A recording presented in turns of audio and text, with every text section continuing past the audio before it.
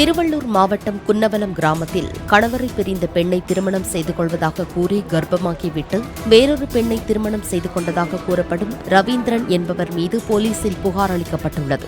பாதிக்கப்பட்ட காவியா என்ற அந்த பெண் தனது புகார் மீது நடவடிக்கை எடுக்காமல் போலீசார் அலைக்கழிப்பதாக குற்றம் சாட்டியுள்ளார். என் பேர் காவ்யா. நான் இங்கே சென்னையில் இருக்கேன். லொக்கேஷன் வியாசர்பாடியில் இருக்கேன். எனக்கு ரவீந்திரன் அப்படின்ற ஒருத்தர் 2019 தெரியும்.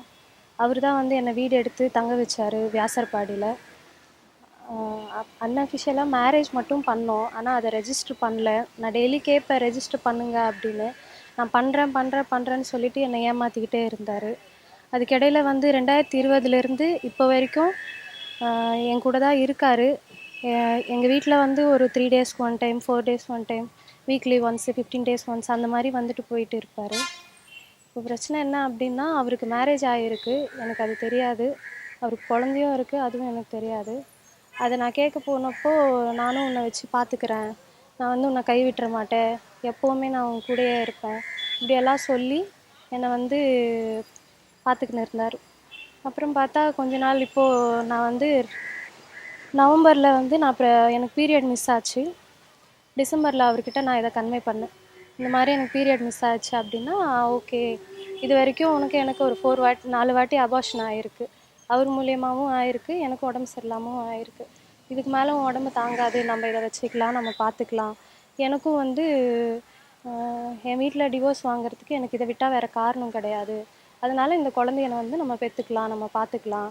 உனக்கு என்ன வேணும், இப்போ நான் ரெஜிஸ்டர் மேரேஜ் தானே பண்ணணும், நான் பண்ணிக்கிறேன், எனக்கு கொஞ்சம் டைம் மட்டும் கொடு, பிப்ரவரியில் பண்ணிக்கிறேன், மார்ச்சில் பண்ணிக்கிறேன் அப்படின்னு சொல்லிட்டு என் கூடயே இருந்தார். அங்கே கார்டு போட சொல்லி கேட்டாங்க. கார்டு போடுறதுக்கு ஃபஸ்ட்டு போயிட்டு நீங்கள் ஸ்கேன் பண்ணிவிட்டு வாங்க, பேபி அது ஃபஸ்ட்டு நீங்கள் அதை செக் பண்ணிவிட்டு வரணும் அப்படின்னு சொல்லவே நான் போயிட்டு செக் பண்ணிவிட்டு வந்தேன். பேபி நல்லா இருக்குது அப்படின்னு சொல்லிட்டு சொன்னாங்க. அதை நான் இவர்கிட்ட சொன்னேன். சொல்லும்போது அவங்க ஹாஸ்பிட்டலில் நீங்கள் கார்டு போட்டுருங்க, ஏன்னா உங்களுக்கு ஊசியெல்லாம் போடணும், அதெல்லாம் போடாமல் இருக்குது, 4 மாதம் கிட்ட ஆக போகுது, நீங்கள் அதை பதிவு பண்ணுங்கள் அப்படின்னா இவர்கிட்ட நான் கேட்டேன். பதிவு பண்ணுறதுக்கு இவர் ஆதார் கார்டு எடுத்துகிட்டு ஜெராக்ஸ் மட்டும் கொடுத்தாரு. கொடுத்துட்டு என்னை பார்த்து பிப்ரவரி 7 என் வீட்டுக்கு எனக்கு தேவையானதெல்லாம் வாங்கி கொடுத்து, நான் நீ போய் கார்டு போடு, என்ன வருதோ நம்ம பார்த்துக்கலாம், நான் எங்கள் வீட்டில் பேசிக்கிறேன், என்ன நடந்தாலும் நான் கைவிட மாட்டேன், நம்ம இந்த குழந்தை பெற்றுக்கலாம் அப்படின்னு சொல்லிட்டு போனார். பிப்ரவரி 14 நான் போயிட்டு அங்கே எங்கள் கணேசபுரம் ஹாஸ்பிட்டலில் நான் கார்டு போட போயிட்டு அங்கேருந்து ஃபோன் பண்ணி இந்த மாதிரி உங்களை கூப்பிட்றாங்க, ஹெச்ஐவி டெஸ்ட்டு கூப்பிட்றாங்க, இந்த மாதிரி நீங்கள் சைன் போடணும்னு சொல்கிறாங்க, எல்லாம் பேன் கார்டு, கேஸ்ட் சர்டிஃபிகேட், இந்த மாதிரி ஆவணங்களெல்லாம் கேட்குறாங்க, நீங்கள் அதை கொஞ்சம் எடுத்துகிட்டு கொடுங்க, நீங்களும் நேரில் வரணும்னு சொன்னேன். அது நான் சொன்ன பிறகு அதிலிருந்து எனக்கு காசு இல்லை, காசுக்காக நான் வெயிட் பண்ணுறேன், காசு கிடச்சிச்சின்னா நான் வருவேன் அப்படின்னு சொல்லி கடைசியில் எனக்கு இது வேண்டாம், நீ இதை அபார்ஷன் பண்ணிவிடு, என்னால் இதுக்கப்புறம் பார்த்துக்க முடியாது அப்படின்னு சொல்லிட்டு எனக்கு கிட்டத்தட்ட 5 மாதத்தில் அவர் அதை சொன்னார். அவர் அதை சொல்லிவிட்டு என் நம்பரை பிளாக் பண்ணிட்டார். நம்பர் பிளாக் பண்ணவே நான் பிப்ரவரி 24 28 வரையும் அவரை ட்ரை பண்ணி, அவர் ஆஃபீஸ் அவர் ட்ரிப்ளிகேனில் வேலை செய்கிறார். ஆஃபீஸ்க்கு போய் பார்த்து அவங்க அவர் இருந்துக்குனே இல்லைன்னு என்னை சொல்ல வச்சார். கேட்டால் நான் அங்கே இல்லவே இல்லை அப்படின்னு சொல்கிறாரு. அதுக்கப்புறமா நான் 1 போயிட்டு நாங்கள் போய் எம்கேபி நகரில் நான் கம்ப்ளைண்ட் கொடுத்தேன். ஃபோனும் அவங்க போலீஸ் யார் பண்ணியும் அவர் ஃபோனே எடுக்காததுனால 18 ஏசி கூப்பிட்டு பேசினார். என்ன விஷயம் அப்படின்னா, நான் இந்த மாதிரி பிரச்சனை அப்படின்னு நான் சொல்லவே, சரி அவரை கூப்பிட்டு விசாரிங்க அப்படின்னு சொல்லிட்டு சொன்னாங்க. அங்கே இருக்கிற லேடிஸ் போலீஸஸ் கூட அவருக்கு தான் சப்போர்ட் பண்ணி பேசினாங்க. அங்கே இருக்கிறவங்க எல்லாருமே சேர்ந்து அவர் லீகலாக இதை கலைக்க முடியுமா அப்படின்னு சொல்லிட்டு அங்கே கேட்டார். கேட்ட உடனே அந்த போலீஸ் அவருக்கு தான் சப்போர்ட் பண்ணி, நீங்கள் ஏதாச்சும் பாசிபிலிட்டிஸ் இருந்தால் அதை கலைச்சிருங்க, நீங்கள் இது கூட எல்லாம் பிரச்சனை பண்ணாதீங்க, நீங்கள் அவன் என்ன காசு கொடுத்தானோ அதை வாங்கிக்கோங்க, ஒரு 10 வருஷம் 15 வருஷம் கழிச்சு வேணால் அவன் வாழ்க்கையில் வாங்க, அது வரைக்கும் நீங்கள் எதுவும் பண்ணாதீங்க அப்படின்னு சொல்லிட்டு எனக்கு அட்வைஸ் பண்ணாங்க. என்னை அந்த போலீஸ் ஸ்டேஷன்லேருந்து என்னை வெளியில் தள்ளி விட்டு கதை சாத்திக்கிட்டு அவங்க போயிட்டாங்க. அன்றைக்கி பார்த்தது தான் இவரை. அதோட ஏப்ரல் 16 இவரை திருவள்ளூர் ரயில்வே ஸ்டேஷனில் பார்த்தேன். என்னை வந்து ரயில்வே ஸ்டேஷன் அந்த படிக்கட்டில் என்னை தள்ளி விட்டுட்டு இவர் ஓடி போயிட்டார். அந்த இடத்துல வந்து 20ஆம் தேதி மார்ச் 20ஆம் தேதி நான் பார்த்துக்கிறேன், இந்த குழந்தைக்கு என்னமோ நான் பார்த்துக்கிறேன், அந்த குழந்தைக்கு வந்து என்ன வேணுமோ அதை நான் கொடுத்துட்றேன், கொடுத்துட்டு நான் வந்து என்ன மெயின்டெனன்ஸோ அதை நான் பார்த்துக்கிறேன்னு சொன்னவர். அதுக்கப்புறமா என் ஃபோனும் எடுக்கல, திருப்பி என்னை பிளாக் பண்ணிட்டாரு.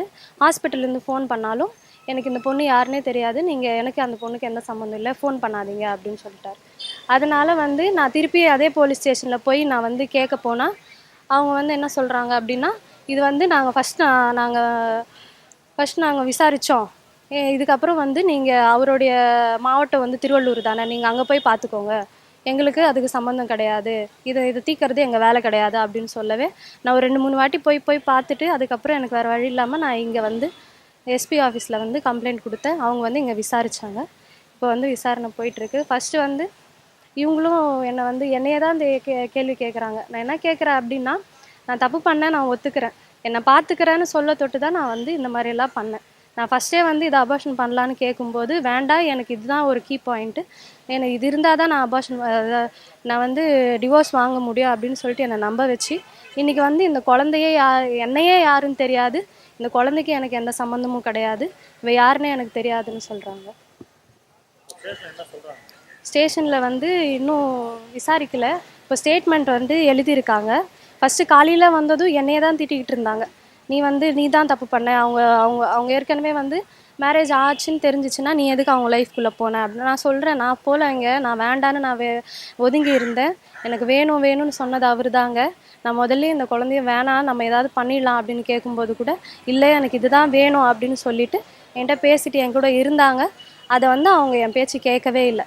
கேட்காம உன் பண்ணதான் தப்பு, அவங்க 2 பேரும் வாழ்கிறாங்க, அவங்கள நீ பிரிக்கிறதுக்கு பார்க்குற, அது வந்து பாவம் அப்படின்னு சொல்லிட்டு அதுக்கப்புறம் அவன் கொடுத்தான்னா வாங்கிக்கோ, அவன் கொடுக்கலன்னா அவன் வந்து மாத சம்பளத்துக்கு வேலைக்கு போகிறான், அவன் 1 மாதம் தரல 2 மாதம் தரலன்னா நீ தான் அட்ஜஸ்ட் பண்ணி ஆகணும், நீ தானே தப்பு பண்ண, அப்போ நீ தான் உன் குழந்தைய நீ பார்த்துக்கணும் அப்படின்னு சொல்லிட்டு இது பண்ணுறாங்க. மிரட்டுறாருன்னா இதை எடுத்துருங்க, இதனால எனக்கு வந்து பிரச்சனை, நீ வந்து என்னை பழி வாங்குற, நீ பழி வாங்கிட்டு என் வீட்டிலேருந்து சொத்து பிடுங்க பார்க்குற, எங்களை வந்து நீ நாசனம் பண்ணுற, எங்கள் குடும்பத்தை வந்து நீ அழிக்கிற, அப்படியெல்லாம் சொல்லி என்னை வந்து திட்டுறாரு. என் குழந்தையே இது இல்லை, எனக்கு இப்போ வந்து எனக்கு என் ஃபேமிலி தான் முக்கியம், எனக்கு என் ஒய்ஃப் தான் முக்கியம் அப்படின்னு எல்லாம் சொல்கிறாரு. அதுதான் நானும் கேட்டேன், உங்களுக்கு ஒய்ஃப் தான் அவங்க தான் முக்கியம் அப்படின்னா நீங்கள் ஃபஸ்ட்டே போயிருக்கணும், நீங்கள் வந்து நான் உங்களுக்கு அவ்வளோ சொன்னேன், இதுதான் உங்கள் வாழ்க்கை, இதுதான் நீங்கள் பார்த்தாகணும் அப்படின்னா அன்றைக்கி வந்து எனக்கு நீ தான் வேணும்னு என் பின்னாடி வந்தீங்க, அவங்க என் ஒய்ஃபே கிடையாது, எங்கள் வீட்டில் வந்து என்னை கல்யாணம் பண்ணி வச்சாங்க, அது வரைக்கும் நான் இருந்தேன், இதுக்கப்புறம் வந்து அவங்க கூடலாம் இருக்க முடியாது, குழந்தை இருந்தாலும் நான் அவனுக்கு என்னமோ அதை நான் பார்த்து நான் செஞ்சுக்கிறேன், உன் கூட தான் என் வாழ்க்கை, உனக்கு பிறக்க போகிறதான் என் குழந்தை அப்படின்னெல்லாம் சொல்லிட்டு இருந்தார். இப்போ டோட்டலாக அப்படியே ரிவர்ஸ் ஆகிட்டு எனக்கும் இந்த குழந்தைக்கு எந்த சம்மந்தமும் கிடையாது, இதுக்கு யார் அப்பானே தெரியாது, கேட்டால் 4-5 பேர் வந்து பழக்கம் இருக்காங்க, கேட்டால் ஃபஸ்ட் ஹஸ்பண்ட் தான் இதுக்கு அப்பா அப்படின்னு சொல்கிறேன். அவருக்கு எனக்கு வந்து 6 இயர்ஸாக வந்து எந்த கான்டாக்டுமே கிடையாது. அதனால் நான் அதை வந்து நான் திருப்பியும் பேசுகிறேன், ஆனால் இங்கே யாருமே அதை எதுவுமே கேட்க மாட்டேன்றாங்க.